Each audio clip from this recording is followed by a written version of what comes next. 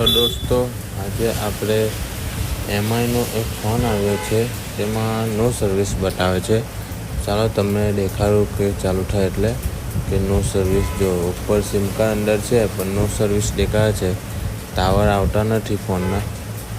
આનો પાસવર્ડ મારી લઉં હું, પછી જોઈ લેજો. તમારે પાસવર્ડની જરૂર નથી, કેમ કે ફોન તમારા હાથમાં થોડો આવવાનો છે. તો આ ખુલી ગયો. તમને સેટિંગમાં દેખાડું છે. જોજો આ સેટિંગમાં નો સર્વિસ બતાવે છે. આ જોજો સેટિંગમાં ગયો. આ નેટવર્કમાં જો સિમ કાર્ડ બંને દેખાય છે, જીઓનો એ ઉપર ટાવર નથી આવતો. તો આપણે એને 2G પર સેટ કરીએ.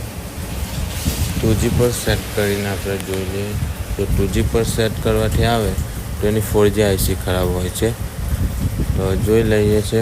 જીઓમાં તો નહીં આવે, પણ વોડાફોન કેવા સાદા જ હોય ને તેમાં ચેક કરવું પડે. કેમ કે જીઓમાં 2G 3G છે જ નથી, એટલે એમાં નહીં આવે.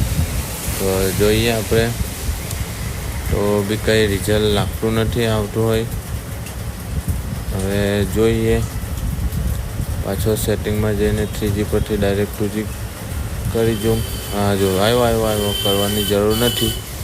જો આવ્યો ને VIનો, તો એની 4G IC આપણે ચેન્જ કરવી પડશે. તો ફોન હું ખોલી નાખું છે. ફોન તો બોર કાઢવાનું હોય છે. બોરમાં 4G IC આની નીચે હોય છે. તો આપણે આ પતરી ઉતારીએ ને 4G IC આ પતરી ઉતારી નાખી છે આપણે. આ 4G IC છે. આ બદલવાથી 4Gના આપણા એ ટાવર આવવાનું ચાલુ થઈ જાય છે. તો આ 4G IC ચેન્જ કરી નાખું હું. 4G IC આ ચેન્જ કરી રહ્યો છે, જોઈ લેજો.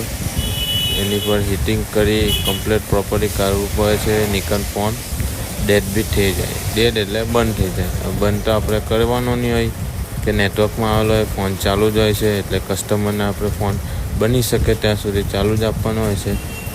તો આ આપણે 4G IC ચેન્જ કરીએ. આપણી 4G IC નીકળી ગઈ છે. આ જે આવી આવે છે IC જોઈ લેજો. આપણે આ IC જો આ નવી IC, આપણી જૂની IC આવી જો આ જૂની IC આપણે IC ચેન્જ કરી નાખી છે.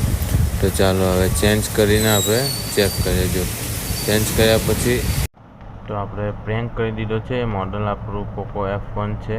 MI સાથેની જુગલબંધી જ છે.